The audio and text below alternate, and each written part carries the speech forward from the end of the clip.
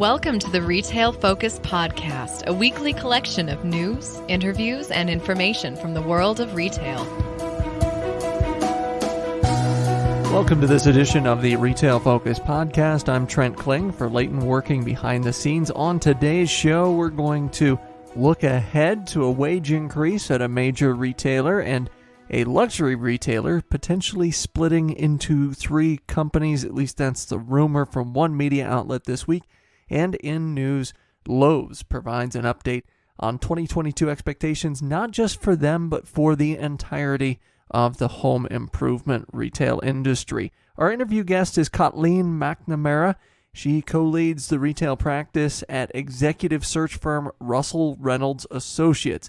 She'll join us to talk about what makes a good retail executive and, more importantly, what makes a good fit between a retailer and an executive, how the two parties go about finding an appropriate fit, and some of the costs at play if retailers don't find the right executive for the right position. She'll also talk briefly about some of the new C-suite positions we've seen pop up in retail over the past few years. A quick reminder, the obligatory one, that if you enjoy the show, you can certainly give us a rating, whether that be on Apple Podcasts or any other podcast listening platform. Again, if you enjoy the show, those ratings help others to check us out. We're very fortunate to be coming up on our 7th year in 2022 of the Retail Focus Podcast. In fact, I had to count on my fingers before the show just to confirm that was the case. So very excited, and obviously couldn't have done it all without the support of the listeners and those ratings. You can also check us out on social media at Retail Podcast on both Instagram and Twitter. I'm told Leighton uploaded pictures of my experience through a Western Kansas dust storm this past week, but more importantly, a retailer that we took pictures of during the course of the dust storm as well. All right, let's get right to the news. As I mentioned, they do provide an update on 2022 expectations. Most of their presentation on December 15th focused on ways in which Lowe's would drive market share gains and margin expansion this coming year. But the headline grabber in most retail media outlets had to do with sales expectations. Now, Lowe's first began the presentation by confirming their full year 2021 outlook. Based on sales to this point in the current quarter, they feel as though numbers will come in as expected. Holiday season sales about as they expected during the last quarterly call. They expect 33% comp increases on a 2-year stack, and operating income as a percentage of sales to arrive at 12.4%, which is fairly robust for them versus some of those pre-Marvin Ellison days when the retailer was taking a few steps, if not forward, then maybe sideways compared to their major rival Home Depot. And of course, the pandemic and leveraging higher sales numbers over the past 2 years has certainly helped operating margin even against some of the COVID-related expenditures they were seeing. But the confirmation of 2021 numbers, again, wasn't what grabbed headlines. Their expectation of comp sales to be anywhere between a loss of 3% to flat next year, that did garner attention, and it was what got the headlines. We should note that total sales for Lowe's are expected to potentially edge up slightly into the $94 to $97 billion range. By the way, it's $95 billion, the 2021 prediction, so could go slightly lower, could go slightly higher, but the reason for this is not as a result of store count growth, but a 53rd week in the fiscal year. That 53rd week does not factor in to their comp expectations. So they expect sales on a per-store basis to fall a little bit. On the flip side, they do expect operating income to increase by 10 to 40 basis points as a percentage of sales. And that's probably why, honestly, they spent a significant amount of time focusing on this aspect of their outlook, because that's the positive aspect of their outlook: share and then that improvement in operating income. Marvin Ellison, the CEO, actually began the presentation by highlighting various tailwinds that have assisted the industry overall for the past couple of years, and we've certainly heard most of them. Home price appreciation, for example, allowing for equity loans for improvements. There's aging houses out there with very little in terms of new housing developments, work from home during the pandemic causing that nesting phenomenon. But Ellison also noted accelerated millennial household formation, that's actually a direct quote, and also an increased desire of retirees to maybe age in place going forward as other drivers that have kind of fueled sales over the past 2 years. And this, in turn, has fueled the remarkable pro-customer comps at Lowe's, which are up 24% year to date. So even over a fairly solid late year in 2020, they maintain aggressive sales goals here with their pro customers. They want to grow their pro business at about 2x the market rate for the next 3 years. Certainly an ambitious goal, but you appreciate their willingness to set high goals.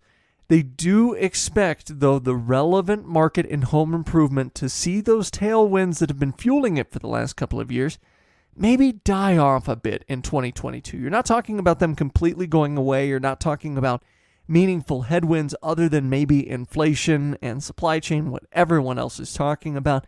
But rather, in terms of demand, you might see demand soften a bit. At least that's Lowe's take. They reiterated several times that this would be theoretically industry-wide. So they still anticipate grabbing market share overall, even if comps do decline a little bit next year. And what they want as an internal goal is a mix of 75% to 25% DIY to pro customer revenue, again reflective of that increased pro revenue as a percentage of overall sales. And you might say, well, if they're expecting sales to go down, you're deleveraging a little bit. Where is that operating margin going to come from? Where is that operating income going to come from as a percentage of net sales that's expected to increase next year? Well, the answer there is their momentum in private brands. Increased year-over-year penetration here, not only in 2021, but expected for 2022 as well as increased pricing across all categories. Those are really seen as the drivers for margin, decreased discounting going along with that, of course. And they hope that will actually increase that operating income in the face of logistics cost increases and then also wage cost increases, as well as a few other monetary increases that you're likely to see in 2022 versus 2021. So that was obviously the main attention grabber in terms of most of the media. But what I found most interesting, having sat through the presentation, was that Ellison spent a significant amount of time, as did others on the call, discussing their omni-channel initiatives. Now, typically I hear omni-channel initiatives, and these are platitudes from most retailers. They talk in very vague forms about omni-channel. It's almost a trite buzzword at this point going into 2022, but Ellison gave fascinating insight into some of their goals, specifically as it pertains to streamlining their supply chain for online orders, especially as it pertains to larger products. So currently, let's break this down a little bit. An online order for, say, a major appliance, maybe a range, it touches 8 different sources at Lowe's. The vendor, the distribution center, the store, then the stockroom of the store. Then it gets moved from the stockroom of the store to storage containers for a third-party logistics firm, then to their delivery truck, and then eventually to the customer. They want to streamline this by the end of 2023 to just touching 5 different sources, from the vendor to the distribution center, then to cross-dock terminals for the specific purpose of third-party logistics firms picking those up. Onto the delivery truck it goes, and then to the customer. So they're cutting the store out of this system for larger merchandise. And by adding merchandise to cross-dock terminals that are specifically intended for delivery to a customer, like I said, for my theoretical example of a range, they can hold active inventory in those terminals, which facilitates easier delivery for the third-party logistics providers that in turn perform the deliveries. And the other thing is, because they're holding inventory actively there, they hope to be able to fulfill orders with a quicker turnaround in this way. So now if you purchase a range at most Lowe's locations, the range, again, has to first get shipped to the Lowe's store, then get moved to the storage container for the third-party logistics firm.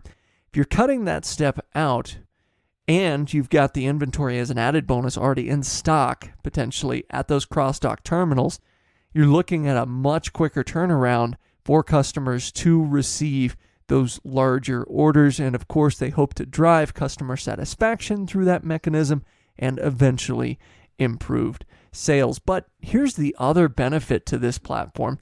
Is if you can open up the stockroom space that would otherwise be just holding inventory to be shuttled from one place to another, essentially like a storage container inside the store, they hope to actually use some of this open up space, up to 10,000 square feet in some circumstances, in their back room for some of the same and next day fulfillment of smaller products. So you're not talking about the ranges, the freezers, and so forth here, but just those everyday pro or DIY orders that customers might be putting in. So it's really a more effective way to use the space within each one of their stores. You see why that was especially a fascinating detail on this particular presentation. And again, these are changes that they hope to be in place by 2023 and really create some efficiencies, first of all, but second of all, find a way in terms of utilizing space and utilizing their associates' time to benefit everyone involved, from the associates to the customers, maybe unlock some of the monetary efficiencies that come with that as well. So to summarize everything here, many retailers about this time begin to release their next year outlooks. Not as many or as complete as what Lowe's was this last week, and credit to Marvin Ellison and company for being very upfront and clear with this presentation and giving a ton of specifics regarding their plans for the year ahead. However, it will be intriguing to see if their forecasts for the macro industry as a whole pan out, and if they can, in fact, grab some overall market share, which they've been claiming they've been doing really since the pandemic started.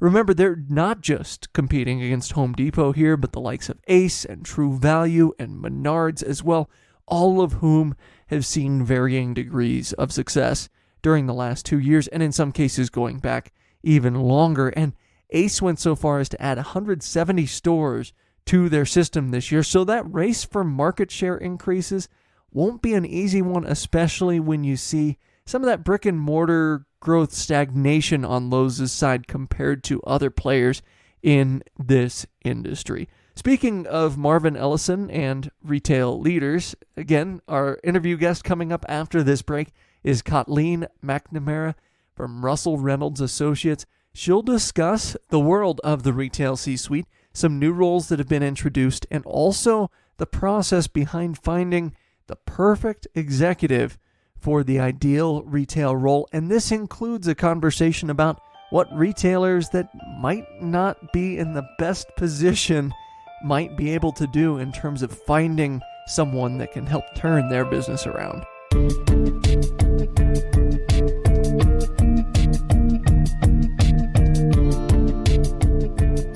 Often in the news segment on this show, we talk about C-suite transitions and C-suite roles being added at major retailers.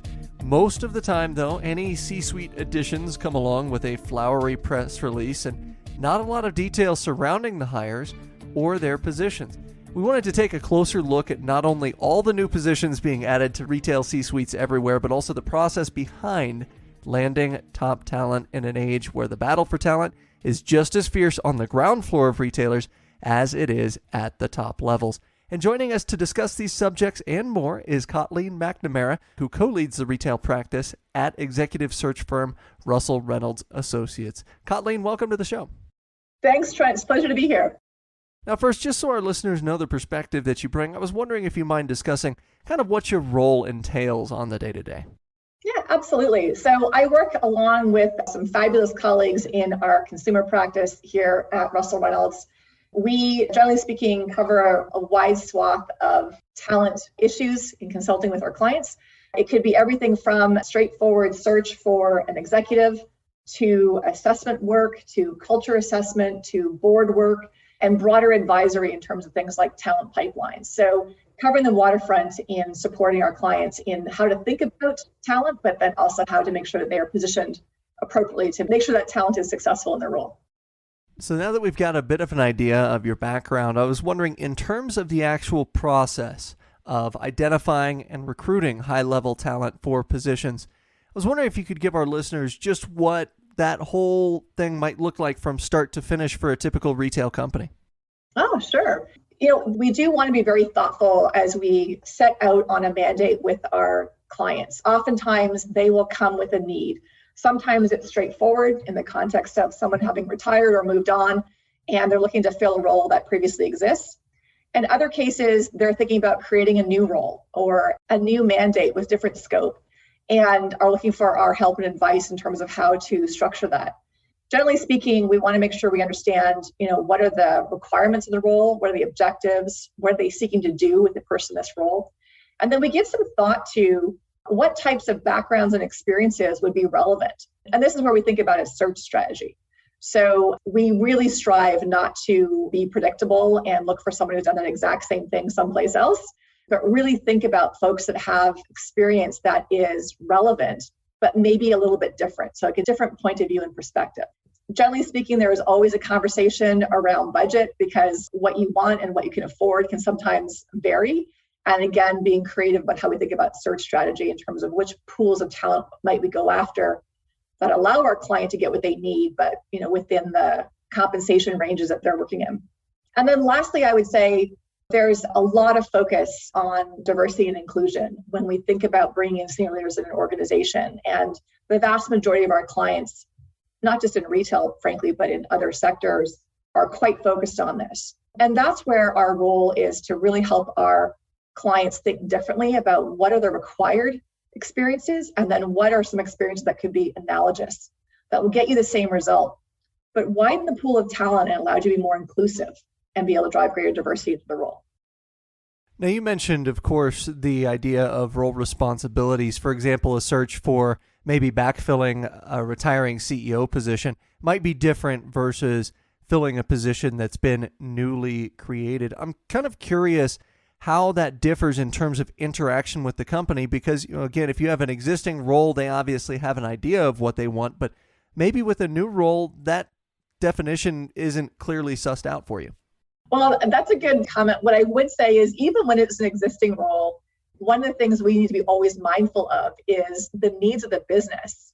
Likely, if it's consumer and retail in particular, have shifted since the last person was placed in that role.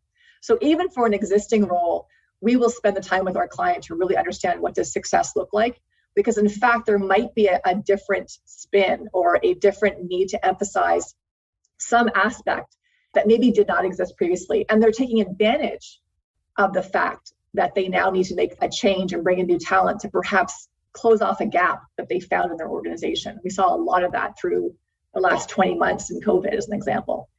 In terms of a new role that did not previously exist, this is honestly what we find really interesting to work with our clients on, because it really is an advisory conversation where we focus on what are they trying to accomplish and what's the best way to go and accomplish that. And by the way, how does that fit into your existing organization? And try to see around corners in terms of what might be some advantages and disadvantages to help them manage through that. Now, as we talk about creation of the new roles, I'm curious, as you look across the retail landscape regarding this expansion of the C-suite, where are retailers seemingly attempting to create these new roles the most, and what roles are they? What roles can we expect to see filled more often over the next few years? There is definitely a theme that we're seeing where these new roles are being created, things like Chief Customer Officer, Chief Consumer Officer, Chief Growth Officer. We will see these broader titles in play. And I think the thing to be thoughtful about is the role itself is new, but the functions that are within it are the same functions as before. What we're seeing is the opportunity to create a more agile and streamlined C-suite by bringing together specific functions that are relevant to what that company is going through at that point in time. So as an example, if you think about a business that is really looking at improving their omni-channel performance, being able to really deliver for the customer across different channels. And in the previous organizational structure, they might have had a merchant, they might have had a marketer, and they might have had an e-com leader, and they were all sitting separately, working collectively, but sitting separately. If the need is to really drive out silos and be able to harmonize decision-making, prioritize, and be able to have a single point of accountability across those touch points, that's where we see these new roles developing, where those things have all been collapsed together. And we've seen evidence of that quite recently, not just within retail, but also within CPG with chief growth officers as an example. So it's more of a streamlining in that perspective, where depending on the strategy of the company, they might put merchandising and marketing together. They might put marketing and digital together. They might put e-commerce and stores together. They're creating the opportunity of a broader role where there is more alignment and accountability for the end result. So we've talked about the new roles, of course, but I'm also curious, you mentioned kind of right off the top, culture assessment. And if you're around anyone within a retail C-suite, they're talking about how important culture is, how important their organizational culture is. And I'm curious kind of what goes into the culture assessment and how you do assess a potential candidate as far as a fit for a given company's culture. I think having an understanding of what success looks like in terms of culture is really important at the outset when we are going to market on a particular role. There are paradigms, if you will, in terms of highly entrepreneurial, low process, fast moving. There are other paradigms like very considered, highly collaborative, maybe highly matrixed. You need to have your stakeholders all aligned with you. And if you think about those different types of paradigms, some are a great match for individuals and some are the terrible match. And at the end of the day, the individual is not going to be successful if they personally don't feel like they have an alignment with that particular culture. And honestly, when we talk with executives and they articulate that maybe they made a wrong choice in their career, largely it comes down to culture. They did not assess the culture well enough to really understand how things happened. And it wasn't a match for how they like to work. So getting that culture match right with the candidate is critical. We are in retained search, which means that we have a very high percentage of our clientele or repeat business. And we would want to make sure that the individual is going to be there for the long term and be successful. So that's in terms of the culture match, if you will, really understanding how things get done and making sure that we're testing and assessing candidates to understand what types of environments will they thrive in and what types of environments will ultimately frustrate them, which would lead them to probably depart earlier than you'd want them to. I think that on the flip side, when we think about these new roles that we're seeing in retail now, these chief customer officers, chief growth officers, chief commercial officers, things like that, when we see those roles, I think the thing to be mindful of is there's also need to lead differently. CEOs who might have a suite of 10 or 12 direct reports might be more directive in terms of how they are lining up those executives. But when you actually have these roles, you want to make sure that you are communicating frequently with your teams. You want to make sure that you are coaching more and directing less so that those teams are able to be empowered to do what they need to get done.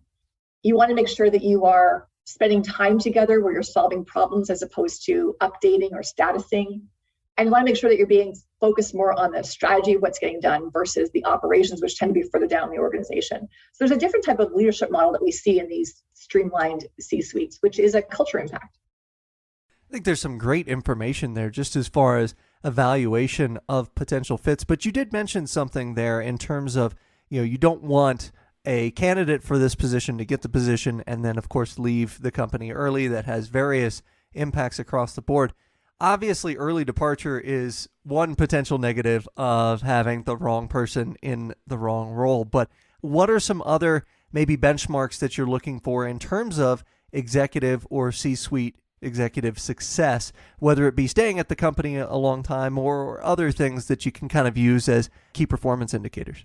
Look, nothing makes me happier when I see a successful candidate get promoted into another role in the organization. That is thrilling. It demonstrates that they were able to deliver on the original mandate that they were brought in for and being rewarded and recognized in terms of additional scope or mandate or opportunity to take on additional responsibilities in the organization. So momentum, trajectory within an organization is always a great sign that someone is doing well and they have navigated the politics and they have delivered on the results that the company was looking for and are thriving there.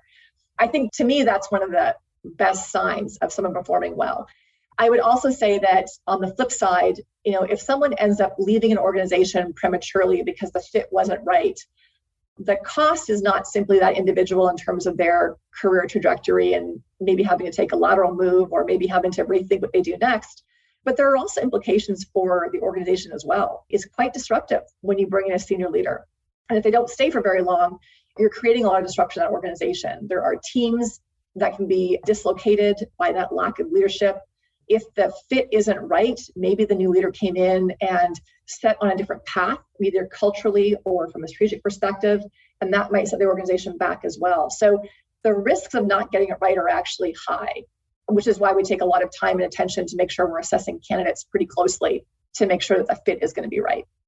We've talked about a lot of these things from the company perspective, of course, the company finding the appropriate executive for a particular role. And I'm curious what it looks like on the other way around in terms of executives looking from the outside in at companies. What are some things that executives could or should be looking for as they potentially move or have the choice of moving into a new role? Well, listen, the war for talent trend has never been more aggressive than it is right now.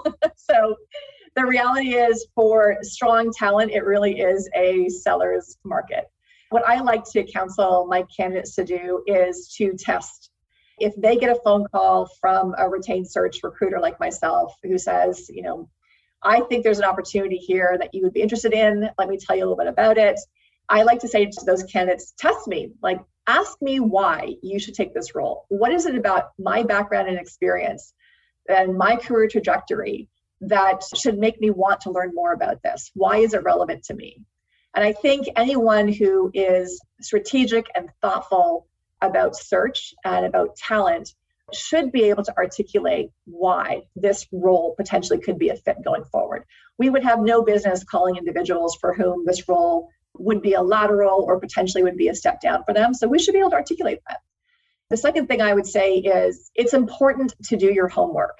As we said earlier, culture is often this very difficult to explain dynamic that honestly can make or break success. And a lot of people don't spend enough time really understanding the culture of an organization before they make the jump.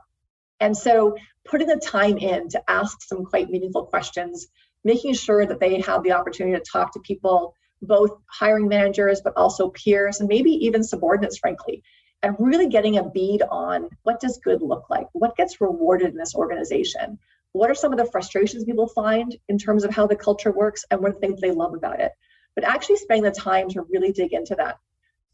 The other thing I would mention is really appreciating what the mandate is for the role. What is being asked of you? What does success look like?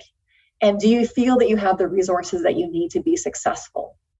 The other piece that we'll often hear from individuals where it hasn't been a good match for them, aside from culture, would be that they were recruited into an organization to deliver on X or Y strategy. But then when it came to actually getting the work done, it turned out that there were no resources available to get it done. And so really being thoughtful about, what is the organization willing to put behind this? What is the process to get those resources? Is there a commitment in order to deliver against them? And how does the organization tend to deliver against those types of mandates is also important to get a perspective on. The good news about what has happened in executive search over the last 20 months is that we've all gotten much more comfortable with using video technology to meet people. In the past, it used to always be face-to-face and usually early on. So that means that you really can actually have a lot of conversations and you can really get to know people well. And I always encourage my candidates to spend as much time as possible with the company, both electronically, but before they meet in person, walking stores, visiting DCs, spending time in the headquarters to really understand, what they're all about. So you mentioned a few different things there I wanted to follow up on in conjunction with one another. First, of course, you mentioned the war for talent. It's obviously very tight out there right now, as you mentioned, seller's market. The second thing is you mentioned a potential candidate perhaps looking at resources allocated, being unhappy if proper resources aren't allocated. And I say all of that to say this. We know, of course, that there are certain companies out there, certain retailers especially, who maybe aren't doing as well as other retailers are out there. They might not be the primo company for an executive to end up at. So my question is, other than pay, what are some things that these retailers could do to potentially attract some of that higher end talent to say, hey, we know things aren't looking good now, but maybe here's our plan going forward? That's a great question. And I think that, first of all, I always like to say there's always one great candidate for every opportunity. There always is. The key is to discover, what is that magic collection of experiences, skills, talents, and leadership for that particular role. Look, I do a lot of work in retail. There are retailers that have suffered over the last couple of years. There are some that are on the upswing in terms of looking to redefine themselves, redefine their brand, redefine their strategy, whatever that might be. And I think it's really important to kind of understand, again, what are the types of competencies and experiences that retailer needs to be successful. Turnaround, people who are accustomed to being in turnaround type scenarios or transformation type scenarios, they're already attuned to that type of environment. And in fact, they actually get a lot of satisfaction out of being able to move the needle in those types of environments. There are others that are more focused on, let's say, disruptive upstart brands and starting from near zero and being able to grow something where it doesn't previously exist. That also can be a tough situation to be in. But if you're accustomed to that, and if you're accustomed to having limited resources and being scrappy in how you get things done, those types of opportunities will also be attractive to you. So the key is to really be thoughtful about what's the search strategy for this particular role, given the unique set of circumstances around that company. If you have an organization whose, let's just say, the shine is off the brand, maybe it is a little more troubled in terms of what the future looks like, then the key is to look for individuals who would actually relish the opportunity to go in and be able to drive change. Oftentimes in those circumstances, there is more work to do than there are people, and there's an ability to actually expand your scope and be able to get a lot more opportunities to deliver than you might normally in, let's say, a large scale, smoothly running, finely honed machine where roles might be more narrowly scoped. So at the end of the day, it's understanding what type of talent is the best for that type of opportunity. And then number two, being able to think about folks at their career trajectory in terms of what would be accretive to them. Maybe you're more open to joining a brand that might have a bit of trouble ahead and needs some help, but it does allow you to expand your scope and actually be able to develop additional competencies and experiences. Some really interesting insight there, especially from the perspective of maybe a retailer looking to turn things around with those so-called turnaround executives. I wanted to close out on this, and this is something you mentioned right off the top, but diversity in the C-suite is obviously a major topic in the retail community today. What can retailers do to ensure that they've got a diverse set of voices in terms of the entire spectrum at their top levels? Look, Trent, that is a great question. And to be perfectly frank, it's one that we engage with our clients on almost every single mandate. And I think the key here is to recognize that there is no silver bullet here at all. It does take a lot of planning, a lot of commitment, alignment across the entire leadership team in terms of importance and prioritizing diversity and inclusion. Being thoughtful, it's not just about diversity, but it's also about inclusion in the sense of how do you make sure that as you are diversifying backgrounds and experiences within your leadership team and through the organization, they also feel welcome and that their points of view and perspectives are going to be welcomed.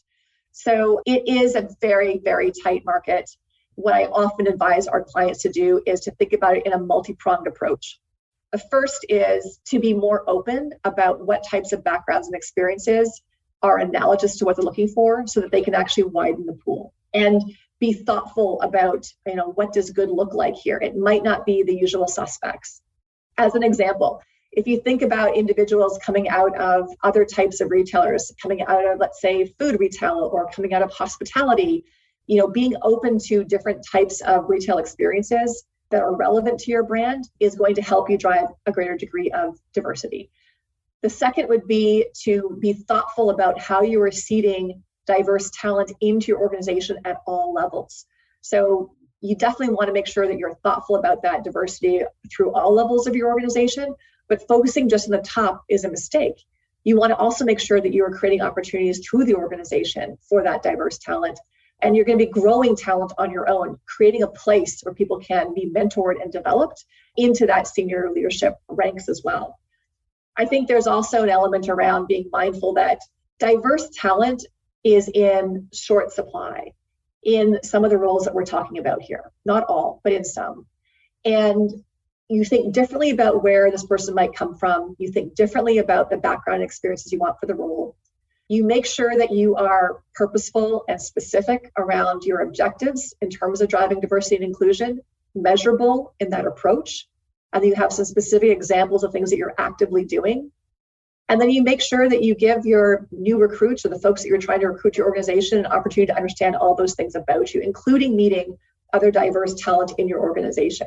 So making sure you're putting your best foot forward. There's a high degree of skepticism amongst diverse talent. They're getting a lot of phone calls, and they are going to be quite choosy about the types of roles and companies they'll join. And they will want to see what the resolve, the measure, and the efforts are that these organizations are putting forward to drive DE&I. Well, we covered so much, and it feels like we only scratched the surface, but I also don't want to monopolize your entire day. Once again, Colleen, thank you so much for joining us here on the podcast and shedding a little bit of a light on the retail C-suite and finding the right people for the right roles. Oh, it's my pleasure, Trent. Anytime.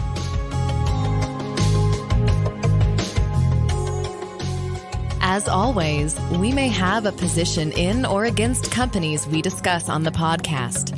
Do not invest in stocks solely on the input of the podcast hosts.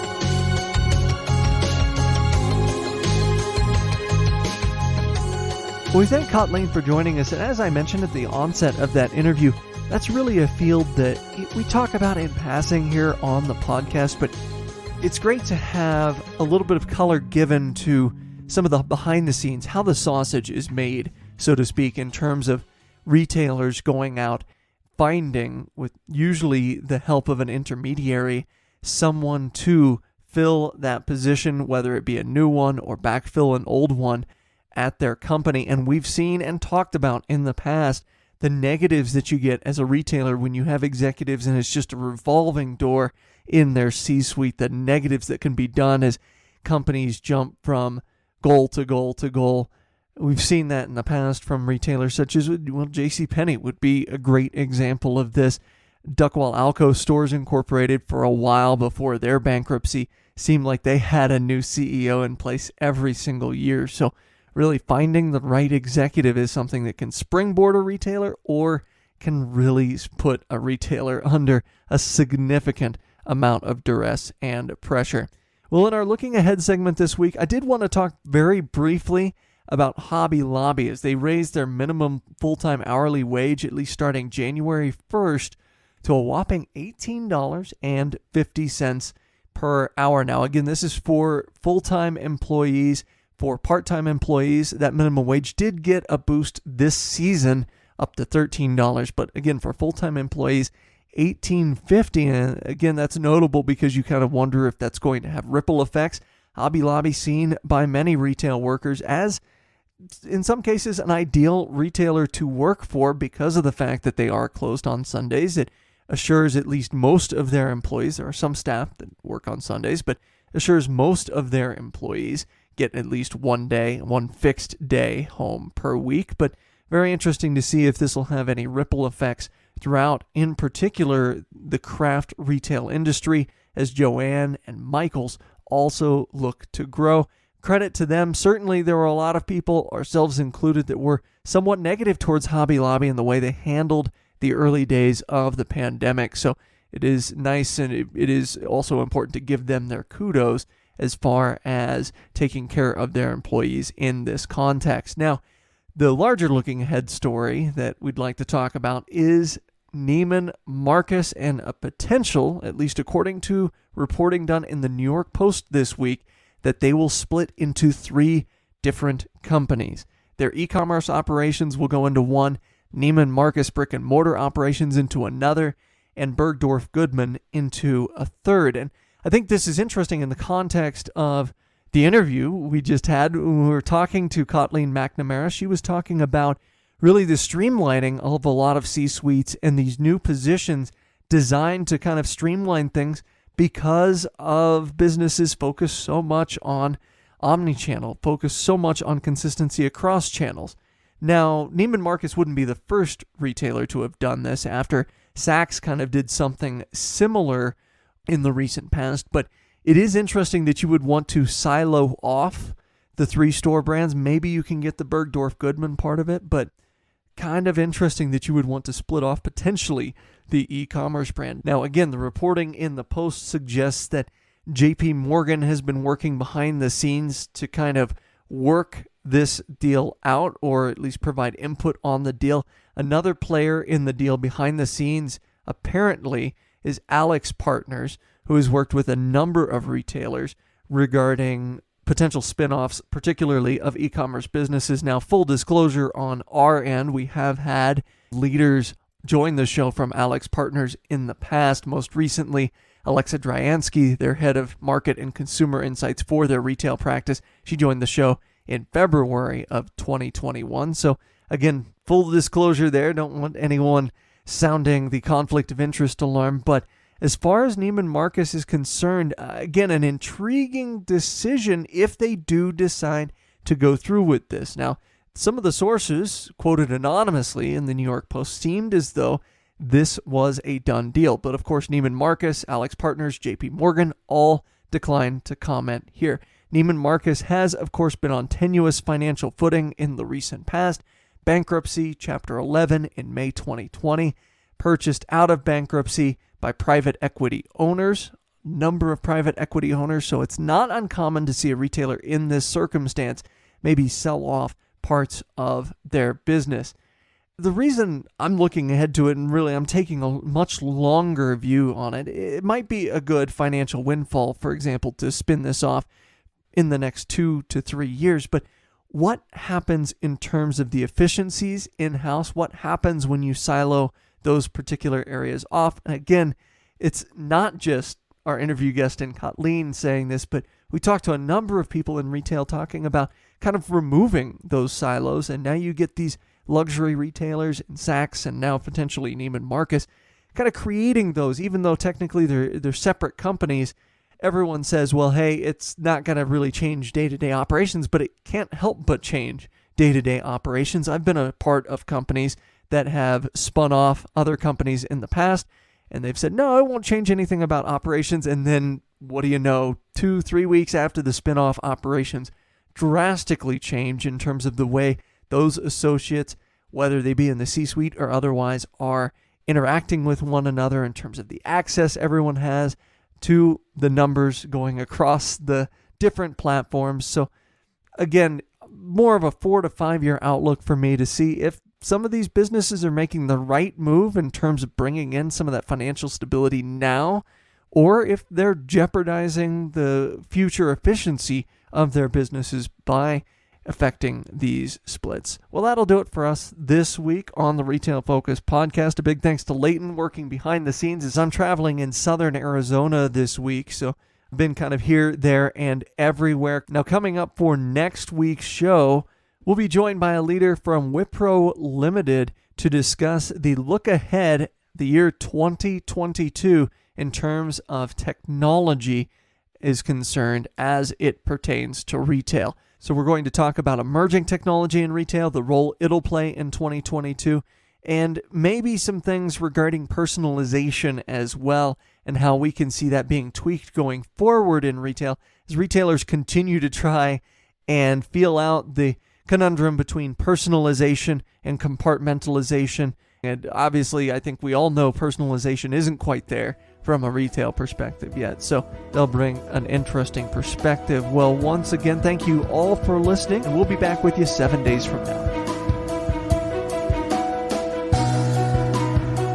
This has been the Retail Focus Podcast. For more, visit our website at retailfocuspodcast.com and subscribe on iTunes or Stitcher. Follow us on Twitter at Retail Podcast.